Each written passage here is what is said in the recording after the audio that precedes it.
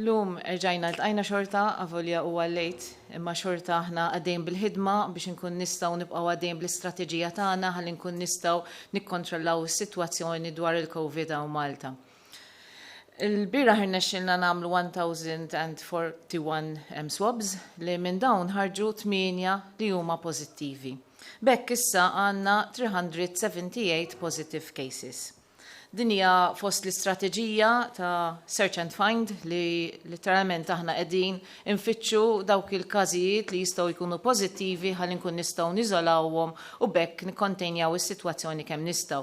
Sa issa mill-bidunet għamilna 17,057 swabs, jiġifieri hawnhekk qegħdin taraw il-ħidma li qiegħda ssir biex aħna nsibu dawn in-nies nagħmluhom it-testijiet u nkun nistgħu nibatuhom il-laboratorju u hemmhekk aħna minn hemmhekk sa issa ħriġna 378 cases. Kien duru dawn it-8 cases li għandna llum. Għandna każ li huwa relatat ma' safar mill-Ingilterra li dan huwa raġel Malti ta' 61 sena li kien qiegħed l-Ingilterra u ritorna lura through a repatriation flight fid-9 ta' April. Dan kien diġà beda bis-sintomi waqt li kien għadu l-Ingilterra, kellu solaq tuħta nifs u ejja u issa laġi lura mbagħad baqa' jħoss is-sintomi u rrikorra għandna u hemmhekk għamilnilu t-test u ħareġ pożittiv. Il-mara tiegħu wkoll li kienet miegħu wkoll għamilnila t-test però ħarġet negattiva u allura qed nagħmlu l-contact tracing ukoll tan-nies li kienu fuq l-istess titjira. Kellna marra Maltija ta' 58 sena li fis-7 ta' April bdiet buġeħ ta' rasijiet u griżmejja juġawa u ma kienx qiegħda tmur ix-xogħol din il-persuna imma l-xogħol tagħha huwa li taħdem ma' familja u allura aħna qegħdin nagħmlu contact tracing tal-familja tagħha u kif ukoll tal-familja li taħdem magħhom. Kellna raġel Malti ta' 37 sena li fit-8 ta' April beda bis-sola u kellu imnieħer qattar, ma kienx qed jaħdem u qegħdin nagħmlu l-contact tracing tal-familja tiegħu. Kellna mara Maltija ta' 50 sena li fid-9 ta' April bdiet buġeħ ta' ras sola u ġieħ fi griżmejja u anke kellha diarrea ma kienx qed taħdem u allura qed nagħmlu contact tracing tal-membri tal-familja tagħha. Raġel Malti ta' 73 sena li fil-5 ta' April kellu griżmeħ juġawh u ħass il-muskoli juġawh u m'għandux l-ebda kuntatti allura dan huwa każ li huwa contained. Kellna persuna li huwa awċim ta' 74 sena li kellu sintomi li huma vera ħfief, it-testjajnieh u ħareġ pożittiv u ttestjajna wkoll il-mara tiegħu għaliex ukoll kellha sintomi ħfief u din ħarġet negattiva. Minn dawn it-8 każijiet kellna 2 każijiet li huma pożittivi ta' immigranti minn Halfartent Village li nfakkarkom dawn qegħdin fi kwarantina. Aħna hemmhekk f'Halfartent Village minn meta kellna l-ewwel każijiet, mill-ewwel kollna għamilna quarantine tal-kuntatti li kienu close ħafna magħhom, però mbagħad rajna li kien hemm iktar spread u allura għamilna propju ġimgħa ilu kwarantina ta' Halfartent Village kollu biex aħna nkun nistgħu nipproteġu kemm lill-pubbliku fil-komunità imma anke aħna nkun nistgħu nikkontenjaw is-sitwazzjoni u għalhekk aħna konna qegħdin nagħmlu testijiet tal-persuni u propju l-bieraħ għamilna 23 tests minn dawn l-immigranti u minn dawn ħarġu 2 każijiet li huma pożittivi. Dawn ma kellhom l-ebda sintomi, infatti dawn li qegħdin nagħmlu aħna dawn ir-random tests biex inkun nistgħu naraw x'inhi s-sitwazzjoni imma anke bħala containment aħna li qegħdin nagħmlu hija li tidentifika dawk in-nies li huma pożittivi u tiżola lil dawn il-persuni. Bekk inti tkun qiegħed tnaqqas il-firxa ta' din il-virus propju f'din il-sitwazzjoni. Vera li dawn huma żgħar fleta, allura għandhom inqas ċans li jistgħu jkollhom komplikazzjonijiet, però aħna flimkien mar-Red Cross qegħdin inkomplu nsegwu l-qagħda ta' saħħa tagħhom. U la darba aħna ikollna persuni minnhom li huma wkoll pożittivi, aħna qegħdin naħdmu flimkien mar-Red Cross u anke l-kura primarja biex nibqgħu insegwu l-kundizzjoni medika tagħhom ġurnata b'ġurnata. Dawn iż-żewġ immigranti li ħarġu pożittivi kellna wieħed ta' 25 sena u ieħor ta' 21 sena. Daw kienu 8 każijiet li kellna. U tajjeb ngħidu wkoll li għandna aħbar tajba li aħna konna diġà qegħdin insegwu ħafna minn dawk il-pazjenti li kellna li huma pożittivi u konna diġà informajnikom li kellna 16 li kienu ħarġu bħala recovery, ġifieri li huma meta għamilnilhom it-test ħareġ negattiv. U issa tajjeb ngħidu li għandna 28 cases oħrajn li dawn ħarġu negattivi, allura dawn huma recovered. Minn dawn kollha allura issa għandna 44 persuna li kellhom dan il-virus pożittiv, però meta aħna segwejnihom u bqajna nagħmluhom it-testijiet ħarġu negattivi, allura issa hekk jistgħu jiġu declared bħala recovered. Hemm minnhom dawn li xorta għadhom għaddejjem bil-kwarantina tal-aħħar ġranet biex aħna nkun nistgħu mbagħad noħorġulhom ir-release li jistgħu joħorġu fil-komunità. Messaġġ bl-Ingliż ħalli min ma jitkellimx ma jifhimx bil-Malti ikun jista' jifhimna. Happy Easter to everyone. We are every day giving up updates on the situation. Now we have 378 positive cases. This is a situation whereby Malta is working hard to contain the situation, whereby we are working to identify cases, isolate the cases, quarantine the cases, and anybody who has symptoms which are relevant to COVID, including respiratory symptoms or even gastrointestinal symptoms which are of an acute nature, it's important that you contact us on our helpline 111, whereby we can actually then offer you the test so that we can see whether you're positive or not. This is very important. To be tested, both for your clinical needs, because we know that anyone can get complications, especially the vulnerable people, but also so that we can contain the situation in Malta. The tests are done within hubs that we have, which are in 2 localities, and these can be acquired at your convenience. So we encourage you to come forward, approach our helpline so that we can test you if you need. Our appeal is also, today is Easter, we understand that people may wish to go out, but this is not a time to go out. It's important to stay in, because we know that we have community spread, so it's important that we don't go out, and also not to invite over friends or family members to the house, so that we can limit the contact with other people. And also very important is to protect the vulnerable. Protect the vulnerable, attest to their needs, but however, don't go very near to them, because there can be a risk of transmitting the virus to them, and as we have seen, that could lead to various complications. Thank you. Wara mistoqsijiet tal-ġurnalisti, Matthew mill-Orizzont. Tajjeb, Professor Gawġi, xtaqt insaqsik. Fil-waqt li diġà nafu li ċentru miftuħ ta' ħalfar qiegħed taħt kwarantina u anke dak kif qed intillum qegħdin isiru random tests, xtaqt insaqsi jekk id-Direttorat tas-Saħħa ma jagħmel xi swabs fuq il-persuni li huma bħalissa residenti ġewwa residenzi viċin l-Open Center, speċifikament l-Laboratorju tal-Paċi, kif ukoll il-post magħruf bħala China House. Dan ħabba l-fatt li l-komunità ta' dawk il-postijiet post oħrajn huwa magħruf li jinġemgħu repetutament flimkien. Forsi xtaqt insaqsi jekk qed isir random testing dawk il-postijiet. Grazzi. Mela, aħna qegħdin l-ewwel qed insegwu l-qagħda klinika tal-persuni u jekk ikun hemm każijiet li jkollhom xi sintomi dak mill-ewwel aħna naħduhom biex inkun nistgħu nagħmlu propju anke t-testijiet. Però anke f'dawn iċ-ċentri aħna bħalma qed bdejna diġà minn ħalfar fejn qegħdin nagħmlu random swabs anke bl-għajnuna tar-Red Cross u anke t-tim tal-swabbing team tagħna li propju marru fuq il-post ħalli nkun nistgħu nittestjawhom, però wkoll aħna għandna pjan li nibdew nagħmlu random swabs anke fuq nies jekk ma jkollhomx sintomi ħalli nkun nistgħu naraw x'inhi s-sitwazzjoni fil-postijiet l-oħrajn ukoll. Massimo, molto today. Hi, Prof. Gawġi, Happy Easter. Id-domanda tiegħi tikkonċerna dawn labs li ċertu pajjiżi inkluż l-Ingilterra u l-Italja qed jagħmlu biex jgħinu l-contact tracing. Id-domanda hi dawn it-tip labs jistgħu jgħinu hawn Malta bil-contact tracing? Mela, Aħna bħalissa parti mill-istrateġija tagħna hija li meta jkollok każ aħna nitlu fil-fond permezz tal-case management team li jaraw eżatti il-persuni ma' min kellhom kuntatt u anka fejn marru. Sa issa aħna għadna qegħdin nagħmluhom permezz li inti noqogħdu fuq l-istorja tal-persuna. Nitlu fid-dettall ħafna aħna ħalli naraw eżatt fejn marru kemm damu. U mbagħad dawk in-nies li aħna naraw li huma contacts għandna wkoll contact tracing team li jaħdem fuqha din. Aħna qegħdin inħarsu lejn dawn l-apps ukoll. Naraw x'inhuma l-benefiċċji u anke qegħdin f'kuntatt ma' l-Unjoni Ewropea u anke mal-ACDC li huma wkoll qegħdin jevalwaw x'qegħdin jagħmlu pajjiżi oħrajn u kemm qegħdin ikunu ta' benefiċċju.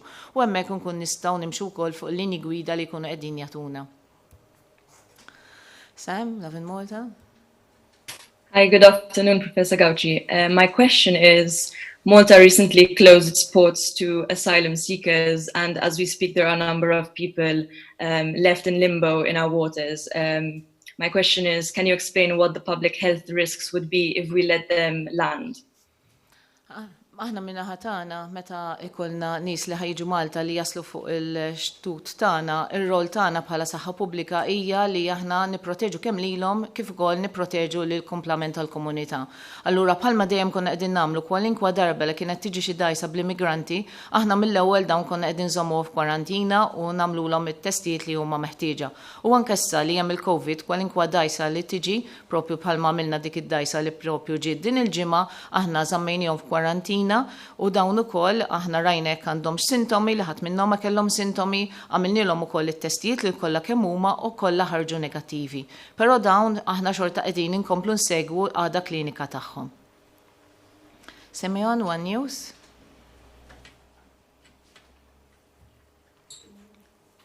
Simeon. Good afternoon. Hello. Hello. Yes. Hello, tismani, Professor? Iva.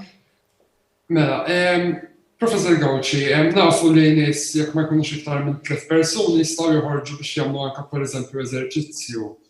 Issa, kien hemm persuni li indikaw concern li dawn in-nies meta jkunu qegħdin jiġru speċjalment peress li jkun hemm xi nies, peress li jkunu qegħdin jeżaltaw irwieħhom u jieħdu ċertu nifsiet li forsi jtajru anke ċertu mikrobi fuq in-nies. Dak li ngħidu aħna pending. X'miżuri jistgħu jieħdu kemm dawn in-nies li jkunu qegħdin jiġru, kif ukoll anke nies li jkunu qegħdin għaddejjin għall-affarijiet tagħhom jinsertaw xi ħadd li qed jiġri għax da qegħdin ċertu nies qalulna qegħdin concern li jistgħu iwasslu l-virus fuqna l-trattament. Bħalma dejjem ngħidu aħna l-eżerċizzju fiżiku huwa importanti ħafna, però jekk il-persuni jistgħu jagħmlu l-eżerċizzju fiżiku fid-dar tagħhom dak huwa l-aħjar ħaġa li persuna jista' jagħmel għaliex inti hemmhekk qed tassigura li ma tiltaqa' ma' ħadd. Però jekk persuna m'għandux fejn jagħmel eżerċizzju fiżiku fid-dar tiegħu jew inkella ħajoħroġ, huwa importanti li ma jkunux dawn in-nies li huma vulnerabbli. Aħna diġà għamilniha ċara li n-nies vulnerabbli għandhom joqogħdu d-dar u jaraw kif jistgħu jagħmlu eżerċizzju fiżiku fid-dar tagħhom stess. Teb ngħidu wkoll li Sport Malta, il-Malta Association ta' Physiotherapists u diversi entitajiet oħra qegħdin diġà wkoll jgħinu billi joffru anke informazzjoni anke fuq televiżjoni biex jagħmlu attività fiżika li hija xi ħaġa li hija tajba ħafna. Meta persuni ħajħorġu barra, importanti li huma jaraw li ma jkunux close ma' nies oħrajn. Għaliex jekk inti ħad toħroġ u ħad tiltaqa' ma' persuni oħrajn, dawn ma tafx jekk għandhomx il-virus jew le, u allura hemm iċ-ċans li inti persuna jista' jgħaddija lil persuna oħra. Beppe Newsbook. Professur, qed nirċievu għadd ta' messaġġi dwar jekk il-partners ta' dawk li jkunu se jweldu jistgħu jidħlu magħhom fl-isptar, qed jgħidu li mhux dejjem jitħabblewx, qed jiġri eżatt u forsi tispjegana b'mod aktar aħjar dwar x'regolamenti qed jiġu forzati f'dawn il-wards.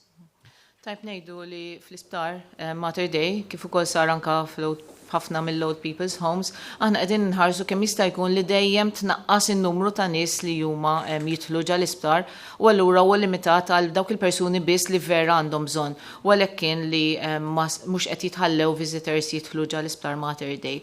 Għaliex nafu li hemm trasmissjoni lokali fil-komunità.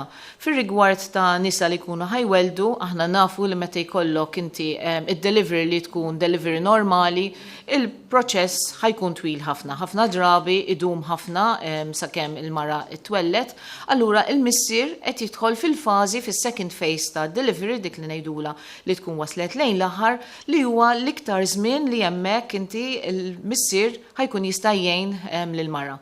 U għalhekk aħna nkunu qegħdin ngħinu li żewġ naħat fejn inti għandek il-missier li jkun qiegħed preżenti mal-mara fjejna fl-aħħar fażi fejn vera għandha bżonnu. Imma wkoll nkunu qegħdin nipproteġu l-kumplament tal-isptar ħalli il-mument u żmien li jdum persuna li ġie minn barra ikun kemm jista' jkun qasir.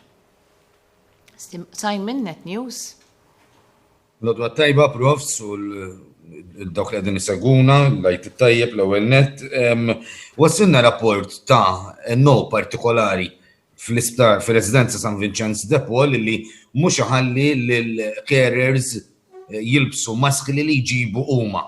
L-iskuża li qed iġib għalmenu skont ir-rapporti li wassilna kienet illi m'għandniex għal kulħadd u allura ħadd m'għandu jilbisha il-maskra.